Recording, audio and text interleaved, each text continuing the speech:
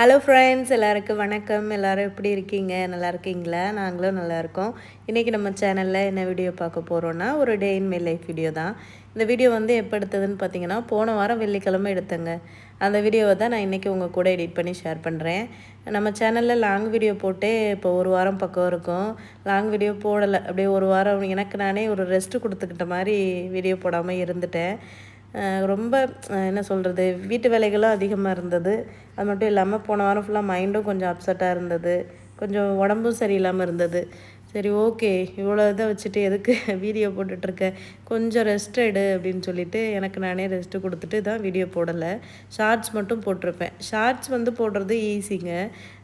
Edit பண்ணுறதும் easy, voice over கொடுக்குறதும் easy. But long வீடியோன்றது கொஞ்சம் டைமும் எடுக்கும், வேலைகளும் அதிகமாக இருக்கும். ஸோ அதனால தான் நான் ரெஸ்ட்டு கொடுத்துட்டேன். கரெக்டாக மே 1ஆம் தேதியிலேருந்து வீடியோ போட ஸ்டார்ட் பண்ணுவோம் அப்படின்ட்டு நானே எனக்குள்ளே ஃபிக்ஸ் பண்ணி வச்சுருந்தேன். அதனால தான் நான் இன்றைக்கி வந்து உங்கள் கூட ஷேர் பண்ணுறேன். அனைவருக்கும் உழைப்பாளர்கள் தின நல்வாழ்த்துக்கள். இப்போ வீடியோக்குள்ளே போகலாமா? அதுக்கு முன்னாடி நம்ம சேனலை பார்த்துட்டு நிறைய பேர் சப்போர்ட் பண்ணுறீங்க, சப்ஸ்கிரைப் பண்ணுறீங்க. எனக்கு சப்போர்ட் பண்ணி சப்ஸ்கிரைப் பண்ணுற எல்லாருக்குமே ரொம்ப ரொம்ப நன்றிங்க. தொடர்ந்து உங்களோட ஆதரவை நம்ம சேனலுக்கு கொடுங்க. இப்போ வீடியோக்குள்ளே போகலாம். வெள்ளிக்கிழமை காலையில் எங்கள் வீட்டில் என்ன பிரேக்ஃபாஸ்ட்டுன்னு பார்த்தீங்கன்னா, பழைய சோறுங்க. பழைய சோறு, தேங்காய் துவையல், அதுக்கப்புறமா சுரக்காய் போட்டு கருவாட்டு குழம்பு, அப்புறம் வீட்டில் வந்து உர ஊற்றி வச்சுருந்து தயிர். சப்பா, பழைய சோறு கருவாட்டு குழம்பு சான்ஸே இல்லை. அதுவும் பழைய கருவாட்டு குழம்புனா பாருங்களேன். அதாவது கிராமத்தில் பிறந்து வளர்ந்தவங்களுக்கு இந்த சாப்பாட்டோட ருசியும் தெரியும், இந்த சாப்பாட்டோட அருமையும் தெரியும். இப்போ உள்ள ஜென்ரேஷன்ஸ் யாராவது இந்த வீடியோவை பார்த்திங்கன்னா உங்களுக்கு இந்த சாப்பாட்டோட அருமை தெரிய வாய்ப்பே இல்லை. அதுவும் நாங்கள்லாம் கிராமத்தில் பிறந்து வளர்ந்தவங்க இல்லையா, அதனால் இந்த சாப்பாடு எங்களுக்கு ரொம்ப பிடிக்கும். வகை வகையாக சாப்பாடு ஒரு பக்கம் வச்சுட்டு, இந்த சைடு தயிர், பழைய சோறு, கருவாடு, இதில் ரெண்டை எதை சூஸ் பண்ணுவீங்கன்னா, நானே என் வீட்டுக்காரும் பழைய சோறு தான் சூஸ் பண்ணுவோம். அந்தளவுக்கு எங்களுக்கு பழைய சோறு ரொம்ப ரொம்ப பிடிக்குங்க. நான் சின்ன வயசுலேருந்தே அந்த மாதிரி சாப்பிட்டு பழகினனால. ஆனால் நிறைய சாப்பிடக்கூடாது. பழைய சோறு நிறைய சாப்பிட்டா சுகர் வரும், வெயிட் போடுன்னு சொல்கிறாங்க. எதனாலும் ஒரு அளவாக சாப்பிட்டுக்கறணும். அப்புறம் நல்லா பச்சை மிளகாலாம் போட்டு, தேங்காய் போட்டு நல்லா வந்து காரசாரமாக ஒரு துவையல் வேறு வச்சுருந்தேன். நல்லா எல்லோரும் உட்காந்து ஒரு பிடி பிடிச்சாச்சு. என் பசங்களுக்குமே பழைய சோறு ரொம்ப பிடிக்கும். முகிலுக்கெலாம் பார்த்திங்கன்னா வெறும் பழைய சோறை கொடுத்தாலும் நல்லா சாப்பிடுவான். ஆனால் தயிர் ஊற்றக்கூடாது. தயிர் ஊற்றினா சாப்பிட மாட்டான், புளிப்பாக இருக்குன்னு. ஆனால் தயிரும் ரொம்ப நல்லது தானே. நான் வந்து பிசைஞ்சு அவனுக்கு ஊட்டி விட்டுறது. இப்போயுமே எனக்கு வாய்ஸ் ஒரு மாதிரி கொணன்னு தான் இருக்கும். ஏன்னா சளி பிடிச்சிருக்கு. நேற்று இன்றைக்கி வந்து அப்படியே சளி பிடிச்ச மாதிரி ஒரு மாதிரி மூக்கடைச்சிட்ருக்கு. அதனால தான் வாய்ஸ் கொஞ்சம் டிஃப்ரெண்ட்டாக இருக்கும். அது ஏன் சளி பிடிச்சிச்சின்னா, இந்த பாதாம் பிசின் இருக்குல்ல, அது சாப்பிட்டனால தான் சளி பிடிச்சிருக்குன்னு நான் கெஸ் பண்ணுறேன். ஏன்னா இங்கே ப்ரோனியில் பார்த்திங்கன்னா நல்லா வெயில் தான் போட்டுட்ருக்கு பகலில்.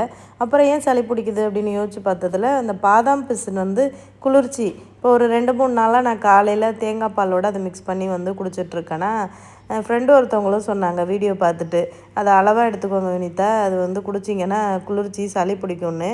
அதாவது குளிர்ச்சியாக இருக்கட்டும் தான் அதை வந்து சாப்பிட்டேன். என்னோடய பாடி வந்து பார்த்திங்கன்னா ஹீட் பாடி தான்.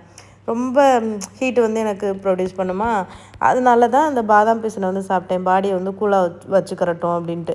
அது பார்த்தா பாதாம் பிசினை எடுத்த உடனே அது ரொம்ப குளிர்ச்சியாகி சளியே பிடிச்சிருச்சு. இது என்னடா அது அப்படின்ற மாதிரி எனக்கு இதாகிடுச்சு. அப்புறம் சளி பிடிச்சோன்னா லைட்டாக கொஞ்சம் ஃபீவரிஷாக வந்து இருந்துச்சு. அப்புறம் பேராசிட்டமல் டேப்லெட் போட்டேன், ஃபீவர் சரியாயிடுச்சு. கோல்டு மட்டும் லைட்டாக இருக்குது.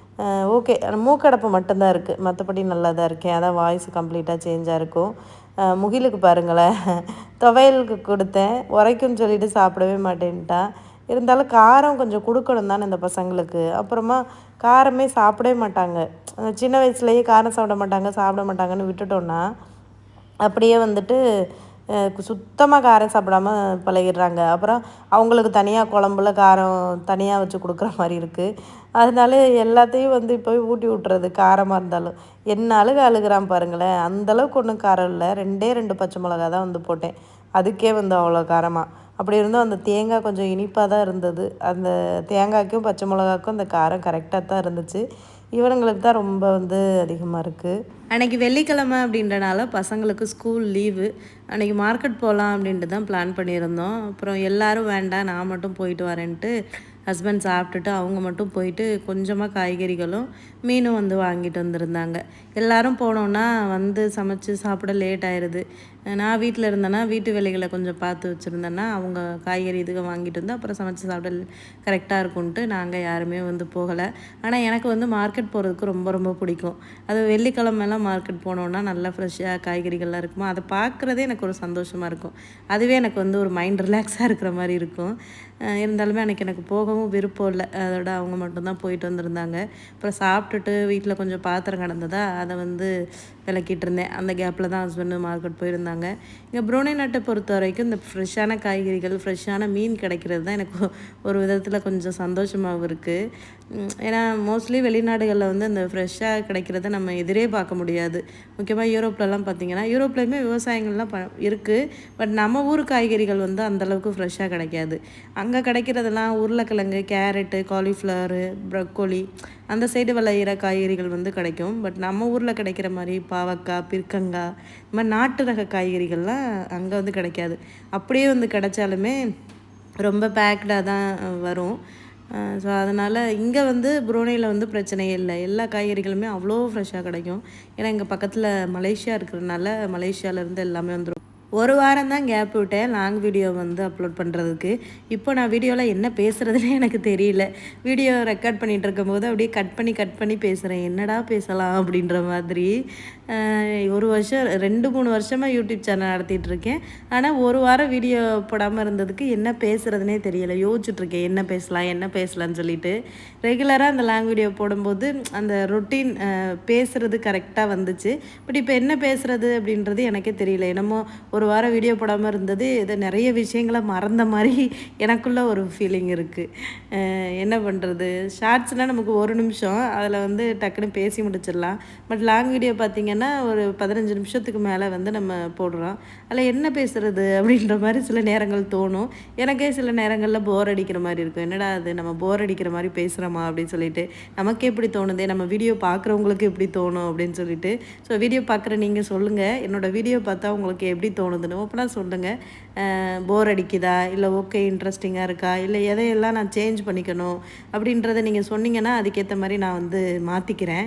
ஏன்னா எனக்கு தெரியலல்ல, எல்லாருக்குமே நம்ம பண்ணுற விஷயம் கரெக்ட் அப்படின்னு தான் நம்ம நினைப்போம். பட் நம்மளோட வீடியோவை அடுத்தவங்க பார்த்து சொன்னால் தான் தெரியும் நம்ம என்ன தப்பு பண்ணுறோம் அப்படின்னு சொல்லிட்டு.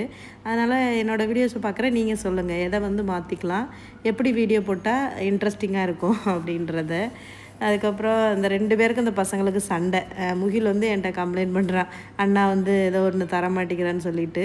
அதுக்கப்புறம் அவங்க அப்பா போயிட்டு மீனும் வந்து வாங்கிட்டு வந்துட்டார். வெள்ளிக்கிழமை போனாலும் நல்லா ஃப்ரெஷ்ஷாகவும் மீனும் கிடைக்கும்.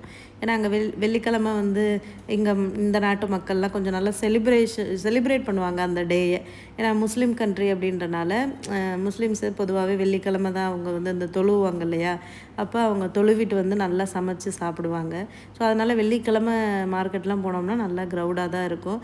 நான் ரொம்ப நாள் கழித்து இந்த மீன் வந்து சாப்பிட்டேங்க. கிட்டத்தட்ட ஒரு 7-8 மாதமாச்சும் இருக்கும் இந்த மீன் சாப்பிட்டு. என்ன மீன்னா சங்கரா மீன். மார்க்கெட் போகும்போதெல்லாம் பார்ப்பேன் இந்த மீன் இருக்கான்னு சொல்லிட்டு. கொஞ்ச நாளாகவே கிடைக்கவே இல்லை இந்த மீன்.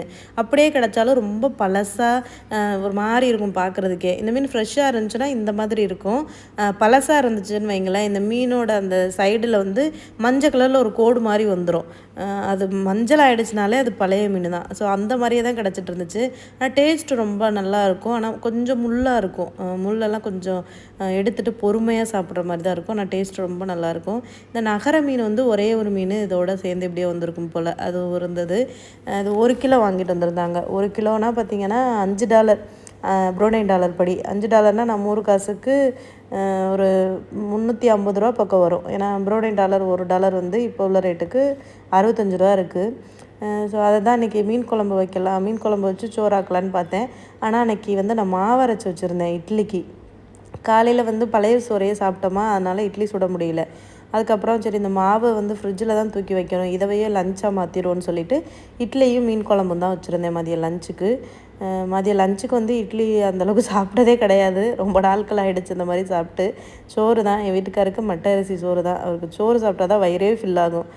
நைட்டு தூங்கும்போது கூட கொஞ்சமாச்சும் ஒரு கைப்பிடியாச்சும் சோறு சாப்பிட்டு படுப்பார். மோஸ்ட்லாக நம்ம தமிழ்நாட்டுக்காரவங்க சோறு இல்லாமல் வாழவே முடியாது. எப்படி நார்த் இந்தியன்ஸ் வந்து இந்த ரொட்டி சப்பாத்தி இல்லாமல் வாழ முடியாதோ அதே மாதிரி நமக்கு வந்து எப்போவுமே சோறு தான்.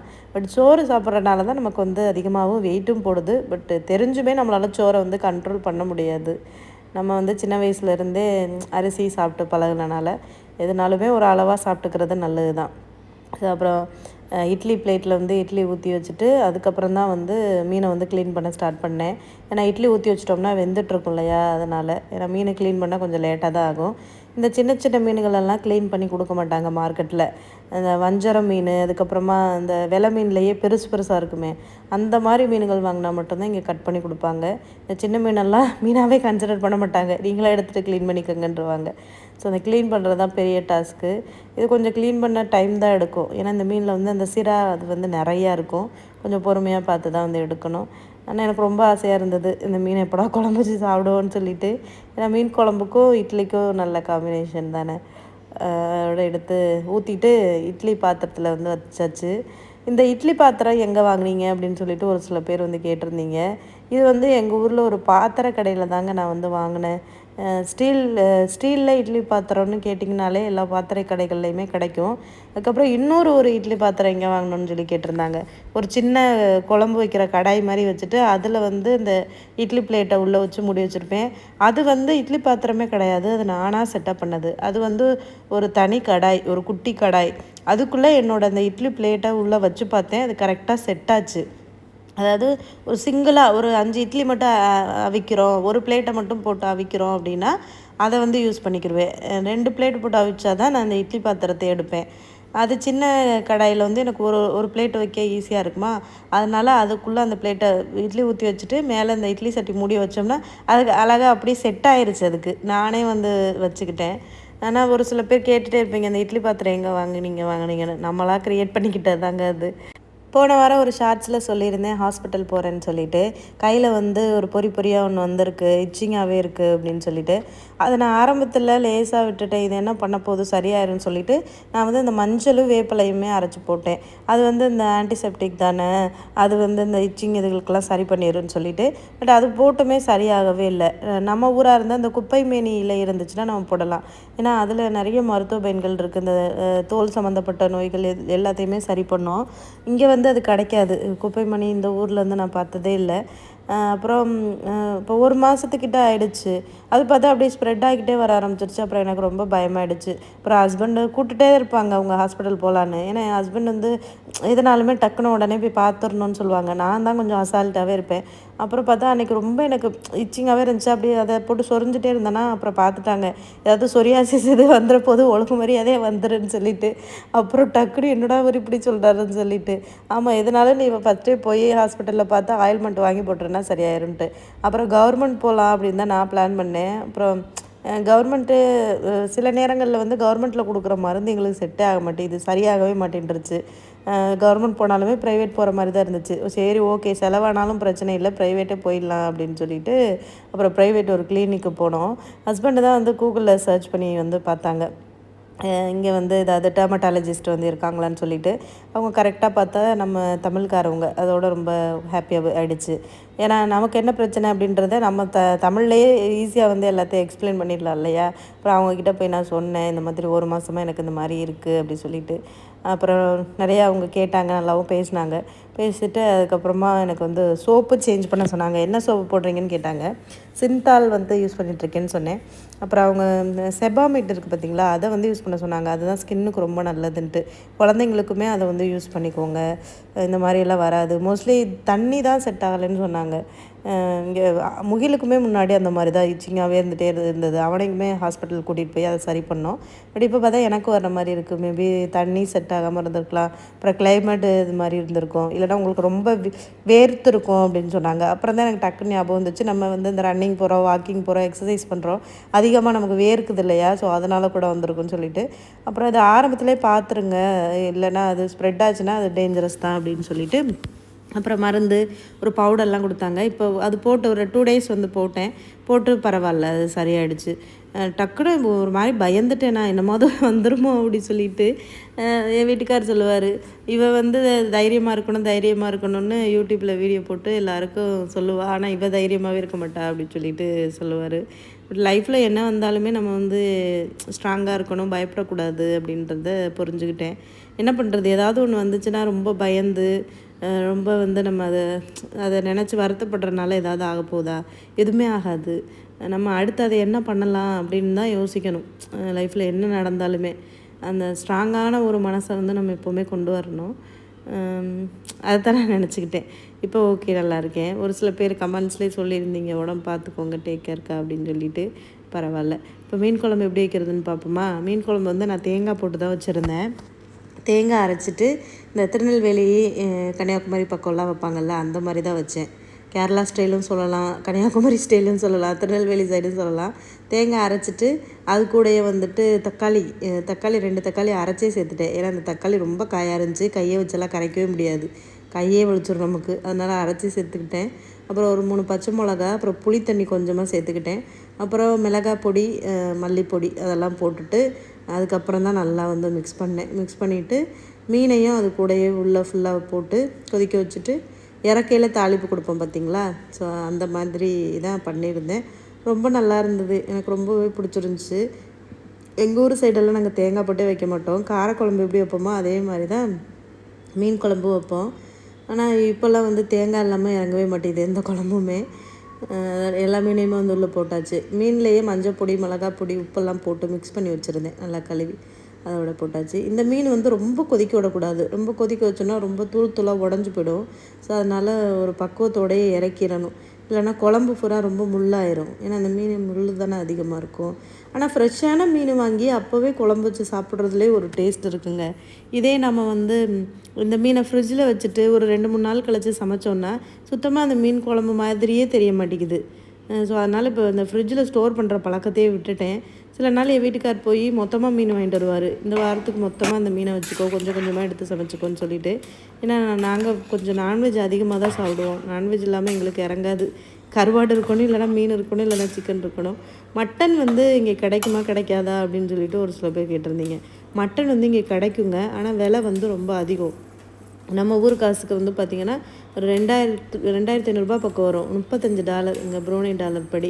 இதை தெரிஞ்ச ஃப்ரெண்டு ஒருத்தவங்க தான் எனக்கு வந்து சொன்னாங்க மட்டன் எப்படி வாங்குறதுன்னு சொல்லிட்டு. அவங்க வாங்கிட்டு இருந்தாங்க. அதுக்கப்புறமா எங்களுக்கும் சொன்னாங்க. நான் ஒரே ஒரு டைம் வந்து வாங்கியிருக்கேன். நம்ம ஃபோன் பண்ணி சொன்னோன்னா கொண்டு வந்து தருவாங்க. மற்றபடி நம்ம ஊர் மாதிரி ஈஸியாலாம் இங்கே மட்டன் கிடைக்காது, ஷாப்புகளெல்லாம் கிடைக்காது. அப்படியே கிடைச்சாலுமே ஃப்ரோசன் தான் இருக்கும். நல்லா கல் மாதிரி இருக்கும். ஆஸ்திரேலியாவிலேருந்து வர்ற லேம்ப்பு, வெள்ளாட்டு கறி வந்து கிடைக்காது, அது செம்மறி ஆட்டுது அந்த லேம்ப்பு தான் வந்து கிடைக்கும். ஸோ அதனால் அதை வந்து வாங்குறதில்ல. சரி, மீன் சிக்கனே வச்சு நாங்கள் மேனேஜ் பண்ணிக்கிறது.